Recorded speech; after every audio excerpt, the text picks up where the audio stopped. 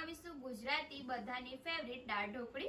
તો આજે આપણે દાળ ઢોકળી બનાવવાના છે ગુજરાતી। એના માટે આપણે એક વાટકી તુવેરની દાળ લીધેલી છે। આ મોયેલી દાળ છે દિવેલવાળી।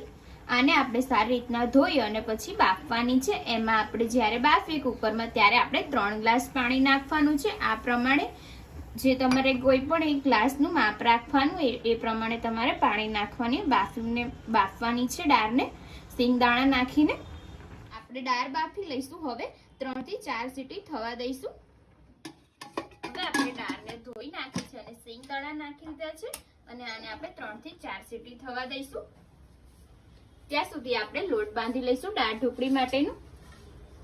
એના માટે આપણે આ ઘઉંનો લોટ લીધેલો છે 1 વાટકા જેટલો। એની અંદર આપણે થોડો ચણાનો લોટ નાખવાનો છે। હવે આપણે અડધી વાટકી જેટલો ચણાનો લોટ અંદર એડ કરી દઈશું। આની અંદર હવે આપણે મસાલા એડ કરવાના છે। 1 ચમચી આપણે લાલ મરચું એડ કરીશું કાશ્મીરી। અડધી ચમચી આપણે ગરમ મસાલો એડ કરીશું। 1 મોટી ચમચી ધાણા જીરું લઈ લઈશું। આપણે અડધી ચમચી જેટલી હળદર એડ કરીશું। થોડો અજમો અને જીરું લઈ લઈશું। 1 ચમચી જેટલું અજમાથી એકદમ સરસ ટેસ્ટ આવશે આનો, એટલા માટે સાથે આપણે હિંગ પણ નાખવાની છે। આપણે જ્યારે લોટ બાંધીએ જો તો હિંગ નાખીએ તો એનાથી એકદમ સરસ ટેસ્ટ આવશે, એટલા માટે આપણે ઉપર લોટમાં પણ હિંગ નાખીએ છીએ। સ્વાદ અનુસાર મીઠું લઈ લઈશું। થોડી આપણે ખાંડ એડ કરી દઈશું અંદર। હું અહીંયા 1 ચમચી જેટલી ખાંડ એડ કરું છું અને બધું સારી રીતના મિક્સ કરી દઈશું।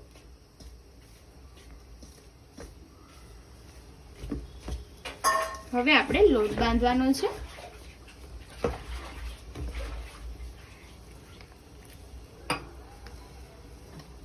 અહીંયા આપણે થોડું થોડું પાણી એડ કરીને લોટ બાંધી દઈશું, જેમ રોટલીનો લોટ બાંધીએ તેવી રીતના। દાળ ઢોકળી માટેનો લોટ આપણે બાંધી લીધો છે। હવે આપણે આને સાઈડમાં મૂકી દઈશું અને જે દાળ છે એ આપણી બફાઈ ગઈ છે, એને મેં એક તપેલીમાં કાઢી લીધેલી છે। અને આની અંદર આપણે હવે ટામેટા એડ કરી દઈશું। ટામેટા અને લીલા મરચાં છે એ મેં અંદર એડ કરી દઉં છું અને આપણે આને ઉકળવા મૂકી દઈશું। આપણે જે આ બાફેલી દાળ છે એની અંદર 1 ગ્લાસ પાણી એડ કરી દઈશું અને આને ઉકળવા દઈશું। સાથે આપણે મસાલા એડ કરી દઈશું। 1 ચમચી આપણે હળદર એડ કરી દઈશું। 1 ચમચી ધાણા જીરું એડ કરવાનું છે। સાથે લાલ મરચું એડ કરી દઈશું। થોડો ગરમ મસાલો એડ કરી દઈશું અને સ્વાદ અનુસાર આપણે મીઠું લઈ લઈશું। જો તમે દાળ બાફતી વખતે નાખ્યું હોય તો નાખવાની જરૂર નથી। અહીંયા મેં એડ નહોતું કર્યું એટલે હું ઉપરથી એડ કરું છું। હવે આપણે આ દાળને ઉકળવા દઈશું। સાથે આપણે ઢોકળી બનાવી લઈશું। આપણે જે બાંધેલો લોટ છે એમાંથી થોડો લોટ લઈશું અને આવી રીતના રોટલી વણી લઈશું। જો સેટ ઢીલો લાગે તો તમે કોરો લોટ નાખી શકો છો।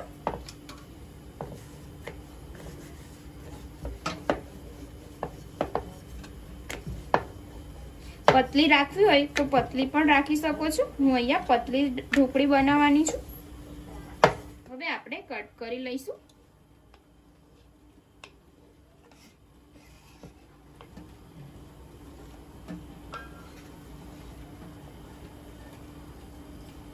જે આ ઢોકળી આપણે છે એ અંદર એડ કરી દઈશું દાળની અંદર। ઉપર આપણે નથી નાખવાની, છૂટી છૂટી રાખવાની છે ઢોકળી। આપણે ઉપરા ઉપરી નથી નાખવાની, એટલે હું આવી રીતના સાઈડમાં નાખું છું। જો આપણે એક ઉપર એક નાખીશું તો ચોટી જશે। આવી રીતના આપણે બધી ઢોકળી બનાવી લઈશું। આપણે બધી ઢોકળી અંદર એડ કરી દીધેલી છે। હવે આપણે વઘાર કરી લઈશું દાળનો। એના માટે આપણે તેલ ગરમ થવા મૂકેલું છે 2 પરી જેટલું। એની અંદર હું 1 ચમચી રાઈ એડ કરું છું। સાથે આપણે હિંગ એડ કરી દઈશું,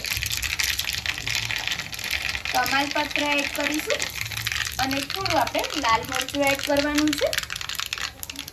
લીમડાના પાન એડ કરવાના છે અને વઘાર કરી દઈશું.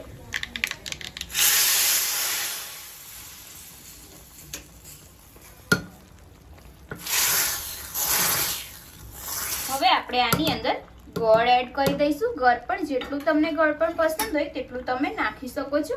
અહીંયા હું અડધી વાટકી ગોળ લઉં છું અને આને આપણે 10 મિનિટ માટે ઉકળવા દઈશું.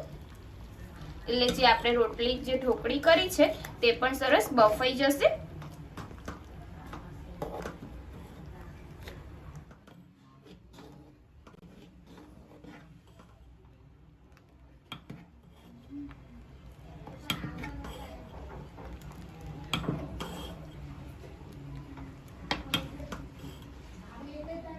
આપણી દાળ ઢોકળી એકદમ સરસ થઈ ગઈ છે, તમે જોઈ શકો છો.